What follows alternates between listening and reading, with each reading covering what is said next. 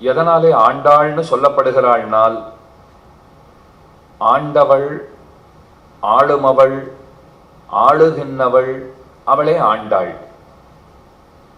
பகவானை ஆண்டாள், பக்தனை ஆண்டாள், பாமரனை ஆண்டாள், பக்தியை ஆண்டாள், தமிழை ஆண்டாள், இப்படி சொல்லிக்கொண்டே போகலாம். வடமொழியிலே அவளுக்கு கோதாங்கிற திருநாமம் உண்டு. கோதான்னு சொன்னால் மாலைங்கிறது ஒரு பொருள்.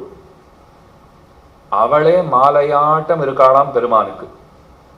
போதாக்குறைக்கு மாலைகளை தான் அணிந்து கொண்டு அதை பெருமானுக்கு பரிசாக கொடுத்தவளாகவும் அவள் விளங்குகிறாள்.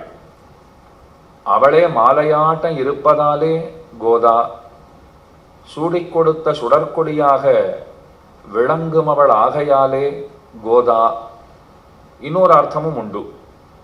கோதாங்கிற வடமொழி சொல்லுக்கு நல்ல சொற்களை பேசும் அவள், ஸ்ரீசூக்திகளை தந்தவள், உயர்ந்த வாக்குகளை நம்முடைய நன்மையின் பொருட்டு அருளிச் செய்தவள் அப்படிங்கிற பொருளும் உண்டு.